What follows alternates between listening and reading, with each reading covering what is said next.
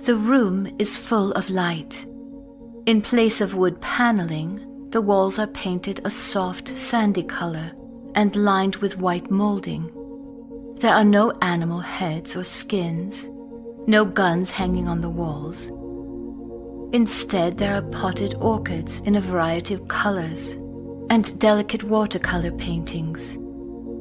The room is decorated with beautiful white furniture and glass tables with a thick pastel Persian rug in the center of the room. "This is it?" you say. "Apparently, Mother did some fast redecorating," says Matthew incredulously. "Unbelievable." At that moment, Mrs. McKinley enters the room. She looks considerably younger than you would have expected and is wearing a tennis outfit with her long, light brown hair up in a ponytail. Smiling affably, she says, "What's unbelievable?" "Oh, hi, Mom," says Matthew, introducing you to his mother. She greets you with a broad smile and says, "It's a rare treat that I get to meet any of Matthew's friends." Mom, I was wondering how you managed to redecorate this room so quickly." Mrs. McKinley laughs and says, "What on earth are you talking about? This room hasn't been redecorated since you were 10 years old." Matthew looks at you, then back at his mother, and says, "All right then. Tell me where the safari animals are and all of Dad's guns." His mother pauses for a moment, looking intently at Matthew.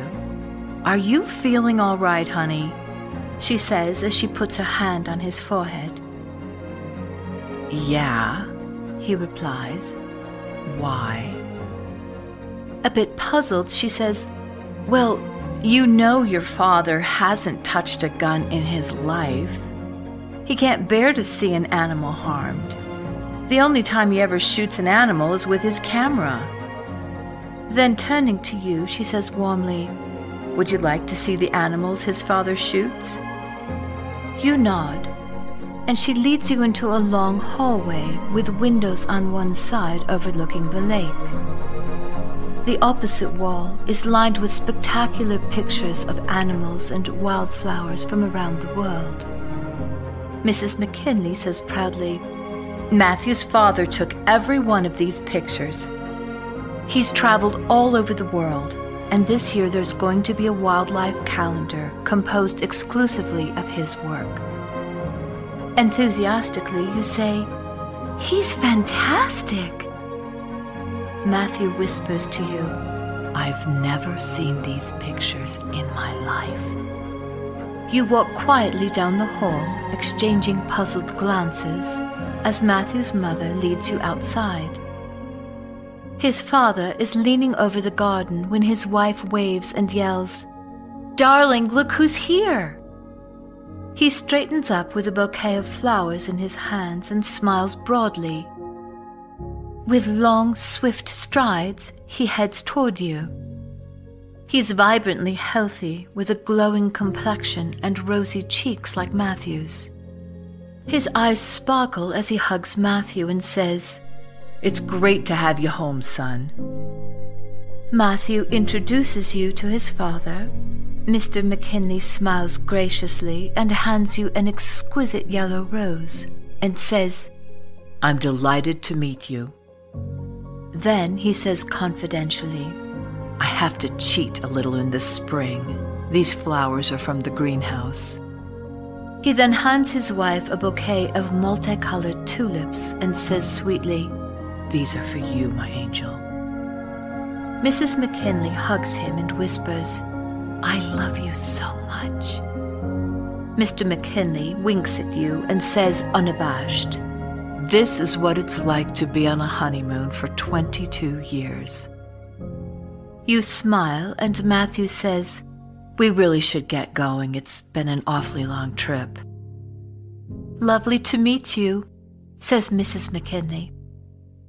"Come back any time," says Matthew's father gregariously.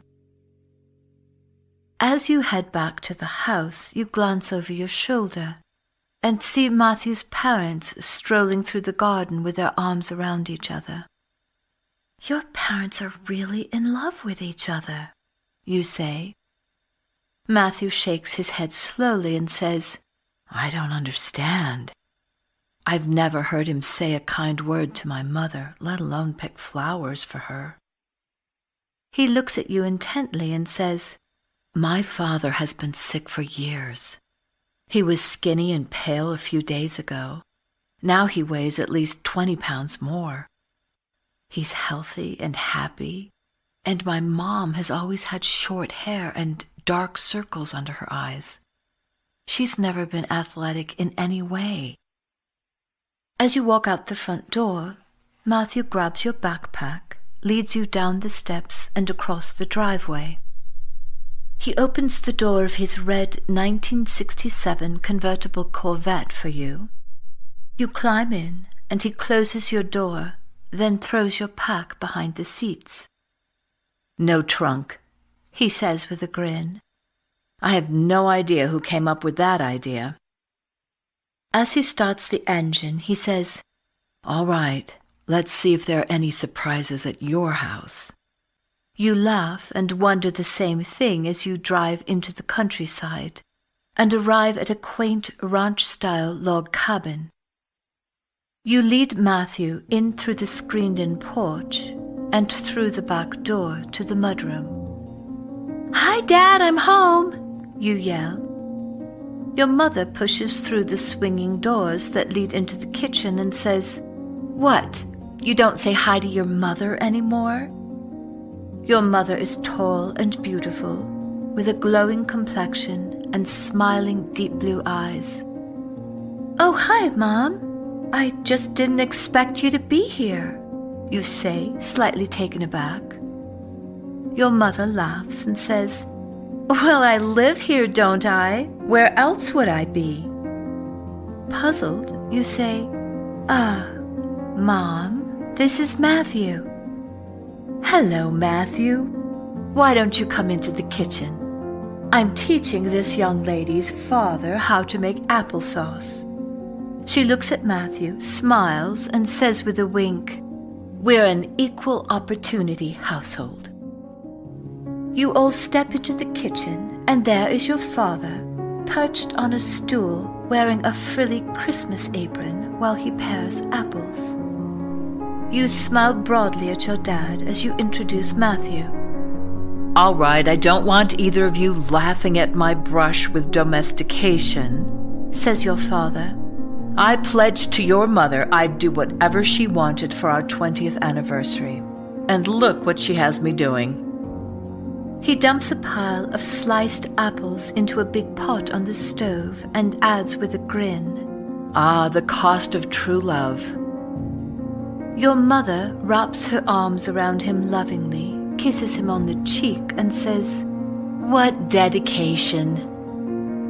Your father winks at Matthew and says slyly with a twinkle in his eye, "When you get married, son, never underestimate the fringe benefits of understanding and complying with the marital chain of command." Going slightly pink over your dad bringing up the subject of marriage with Matthew, you giggle awkwardly and deftly change the subject. "Dad, are you going to let us sample the finished product?" you say, grinning. "Sure, this should be done in about half an hour. In the meantime, why don't you take Matthew down to the pond?" "Okay," you say. You and Matthew hold hands as you walk down the lawn behind your house. Matthew smiles, raises his eyebrows, and says innocently, "Anything different at your house?" You laugh and shake your head. "Are you kidding? 3 days ago, or something like that, my parents were thoroughly divorced. They've been living in separate houses for over a year. On top of that, they look more like they did in their wedding picture 20 years ago. And my dad has never had a sense of humor in his life." Sitting next to each other on a small hill overlooking the pond, with weeping willows dotting the edges and a small waterfall directly across from you, you look directly into Matthew's eyes and say, "I have to confess something. I know we must have done something to bring this about, but I have no idea what it is." Matthew smiles and says, "I've been thinking about this, and what's happening strangely ties in with some quantum theories. Of course, I can't prove anything, but I can tell you what I know." "Please do," you say enthusiastically. One of the latest theories in quantum physics is called MIW, which stands for Many Interacting Worlds. The theory is mathematical and on the quantum level, but if it's true, in the infinitesimally small world of the microcosm, then it should be true in the macrocosm, which would be our world. Anyhow, the idea is that for a long time, quantum reality has been regarded as energy moving in waves. But MIW suggests that rather than being a wave, quantum reality is a collection of parallel worlds. But they aren't linear, they're more like bubbles. And many scientists are now beginning to believe in the existence of hidden universes. But that gets us into what Einstein referred to as spooky quantum entanglement, says Matthew, laughing. And, well, that would be like way too much information. You laugh. "Okay, give me the for dummies version." "I can do that," says Matthew, smiling. "Imagine that each game player is playing in their own bubble. Or better yet, think of yourself playing on the surface of a bubble." "Okay," you say hesitantly. So every player is floating around in their own little bubble of reality. And sometimes these bubbles come together and stay there for any length of time, and then they detach and float away. Some come back together regularly, and some you never see again.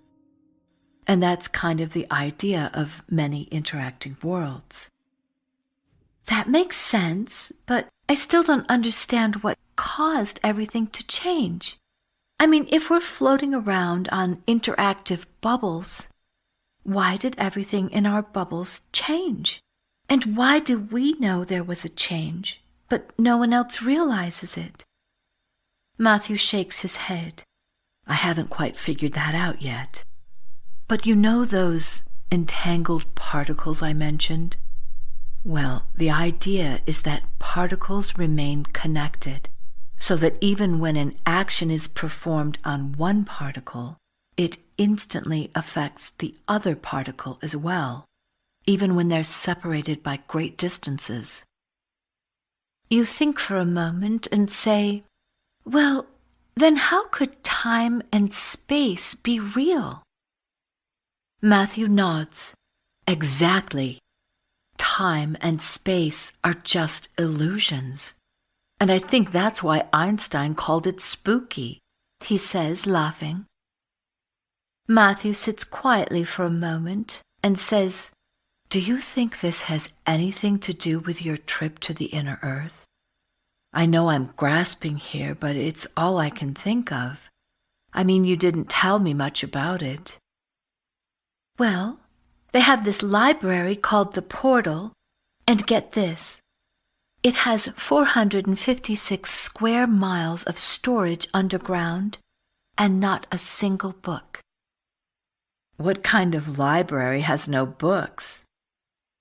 You smile mischievously and say, "Everything is stored in crystals." You sit in a chair, ask a question in your mind, and instantly you're shown whatever you need to know. And you can go anywhere in the universe with just the intention to go. "Anywhere in the universe?" says Matthew, amazed. Where did you go? You smile and say, I didn't go anywhere. I came back for you. Matthew wraps his arms around you, and you feel yourself dissolving into him as he bends down to kiss you. More than anything, you had longed for this moment. You're both home, you're together, and finally you're not facing some life or death situation. But still, the moment is bittersweet. It seemed so unfair that you had to choose between the man you loved and living someplace you had only ever dreamed of. Why couldn't you have both? Sensing your feeling of loss, Matthew says, Well, we'll just have to go there and do some traveling together. With a slightly pained smile, you say, I'm afraid we can never go there. There's an entrance at the North Pole, but there's no way back in, at least not for us. My family has plenty of money. That stupid car I have in the driveway is what my dad gave me when I told him I just wanted a used car and that I didn't want to stand out in the school parking lot. The car my dad gave me is a 1967 L88 Corvette. Only 20 of them were made, and the car is worth over $4 million. That's why I walked to school. He says, shaking his head and rolling his eyes. I would be so happy to sell the car, and my father would know how to set up an expedition. You're so sweet, you say with a sigh. It's just not that easy. There are powerful people who don't want anyone to know this other world exists. And when people try to go or set up an expedition, they're stopped by military planes. What could you possibly be worried about? Says a sweet child's voice. Asha! You and Matthew exclaim at once. Oh my God, are we dead or about to die or something? You say, wide-eyed. Asha tilts her head back and laughs. You live in a new world, and new rules apply. Well, where do you live when you're not appearing out of nowhere? You say. Oh, says the little girl, laughing merrily. I'm multidimensional. I am wherever I think myself into being. You and Matthew look at each other and burst out laughing.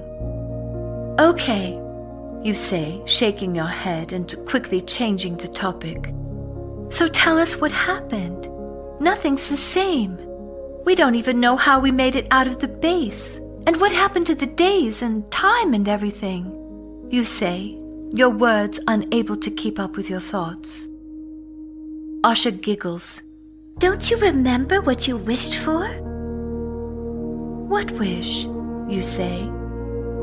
Asha looks at you silently. Oh, you mean that crazy wish where I was going to save the earth? The one where I was supposed to wish without worrying? Asha smiles and says, Well, did you worry? You burst out laughing as you think of everything that happened after you left the portal. No, I was kind of busy. Actually, I forgot all about it. But wait a minute. I was supposed to find someone else and help them first. I never did that part. Yes, you did, says Asha, waiting patiently for you to remember. Who did I help? There's no one else crazy enough to think they could save the earth and people. And the bees? Says Asha knowingly. Taken aback, you say, You're talking about Thomas. I didn't try to help him. But you did, says Asha. But that doesn't explain what happened at the pyramid, or how we ended up back here, or why our families are completely different, says Matthew incredulously. You're both still playing the game, says Asha. But you're in an alternate parallel reality, that has never been part of the program before. But how did that happen? As you remember, every player in the game has the same amount of power, but the reason it appears that some players are more powerful than others is because most of the players have been coerced into giving their power away through fear, says Asha. The high priests knew this and cooked up every fear-based institution, government, the monarchy, war, religion, politics, education, and their most brilliant creation, money. As Alex, you saw this coming. You knew the high priests were going to stay in their bodies and take control for thousands of years. And that's why you built the pyramids in Egypt. The priests never guessed that the true purpose of the pyramids was to allow hundreds or thousands of people to stand at the base and look up at the apex, simultaneously gathering everyone's focused thoughts and intentions into one place. And this conscious unity was the one thing that could instantly stop the high priest's domination of Earth. But as Alex, you envisioned far more than that. You envisioned all players playing the game of their choice with like-minded players, and without interference or domination, something that has never happened before in the history of the game. Why hasn't that happened before? You ask curiously. Even the most well-practiced players tend to get stuck in duality, seeing other players as right or wrong, good or bad, worthy of punishment or praise. Instead, just like the Vedras, your vision included everyone. But how did that ball of light appear? Asks Matthew, dumbfounded. The human avatar body has electrical currents throughout every cell, all of which have the strength of lightning. And each cell produces light from its DNA, which means your bodies are literally swimming in an ocean of light. When all of you gathered together in a circle around the pyramid and began singing, you created a symmetry of mathematics, what you might call a perfect circle of sound. The light you saw was very similar to atomic energy. But what's the math part, you say? Math is everywhere, says Asha merrily. But in this case, without realizing it, everyone surrounding the pyramid was singing at 528 hertz, which is mathematically consistent with nature and the universe. What does that mean? You ask. Well, if you think of music as the universal language and love as the universal healer, you were all singing in the key of love. 528 hertz is the same tone that emanates from the sun. It's the frequency of chlorophyll, and therefore the frequency of every green growing thing. It's the tone emanating from the middle of the rainbow, which is green, and the sound emanating from the human heart. So this perfect circle of sound, along with the atomic energy above the apex, activated the gold pyramid and eliminated planetary dissonance by regenerating the original harmony, the original sound frequency that created the game in the first place. And in the same way that your DNA has a unique frequency that identifies you in every game you play, no matter where or when, the game takes place in countless different dimensional realities, what you might call parallel worlds, with each dimension vibrating and creating its own unique music.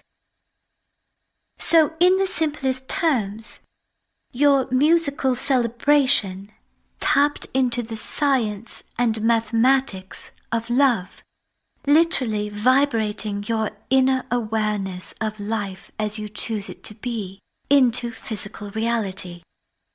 And when you both combined your thought force with everyone else focusing at the apex of the pyramid, you were no longer focused on other people's version of reality.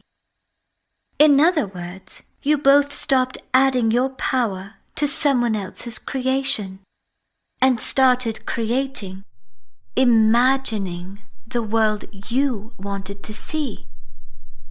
And that's how both of you changed the entire programming of the game forever. But why did just the two of us remember what happened? Says Matthew. We saw our teacher and some of the kids from our camping trip, but we're the only ones who seem to know that anything happened. Looking back and forth between you and Matthew with a knowing look and a suppressed smile, Asha says, A long time ago, Plato said this: when one of them meets his other half, the actual half of himself, the pair are lost in an amazement of love and friendship and intimacy, and one will not be out of the other's sight, even for a moment. And that's the part of the game you love and hate the most. You love it when you find each other, and you hate it when you spend a lifetime looking for each other. You two are like the embodiment of spooky quantum entanglement. You can't be separated, not by time, space, or game lifetimes. Looking at you, Asha says, So when you felt deeply connected to the Vedras, Matthew instantly felt the same way. You will both always experience what the other is experiencing, even if you aren't fully conscious of it. So, do you think I can tell people about the Vedras and they'll actually listen? You say, hopefully. Asha looks directly at you and smiles, but she doesn't say a word. Matthew reaches out and holds your hand as you smile at him. Asha, I know this is impossible, but I really want to go back to the inner earth. And I want Matthew to see it too, you say. Impossible? Nothing's impossible, for goodness sake, says the little girl, blinking incredulously. Do you really think that the intelligence that created the human avatar body needs the Montauk chair or some other device to travel? Don't you remember anything about being Alex? You know, all the teleporting and science of imagery. And now it's even easier because you're not in the third dimension anymore. Wish without worrying, says Asha as her body begins to shimmer. You can go anywhere in an instant and come back too. And then she was gone.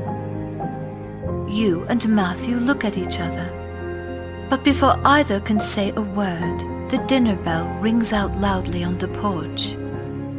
Your father shouts, "Homemade applesauce! Are you guys coming?" "Yeah, Dad," you yell back. "You and Mom go ahead and get started. We'll be there in a few minutes." "All right, sweetheart. Take your time. We're making dinner. There's no rush." You look at Matthew and hold your hands out. He takes your hands in his, and you say, "There's only one way to find out if we really have access to the inner earth." "I'm ready," says Matthew. Then dropping your hands, he wraps his arms tightly around you and adds, "But I'm not taking any chances." You hold Matthew and say, "I'll imagine the inner earth, and you imagine coming with me." You both close your eyes, and you envision the place you first saw on your inner earth compass. There is no feeling of movement, but even before you open your eyes, you feel the moisture in the air. Then you hear flocks of birds singing their evening songs. You both open your eyes to hundreds of different species in the treetops, and high overhead like a living rainbow that has splintered off into tiny colorful flecks darting through the air. You and Matthew are holding each other exactly as you were a moment earlier.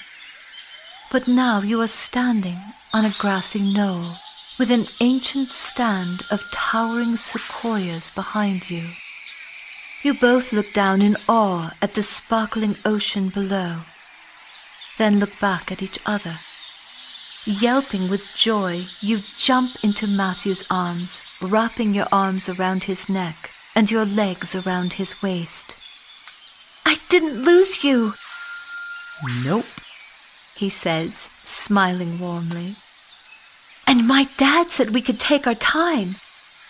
Yep, says Matthew with mock seriousness. "I think it's very important to obey your parents. And he did say, don't rush." You lean in and whisper in Matthew's ear, "I think we have all the time in the world."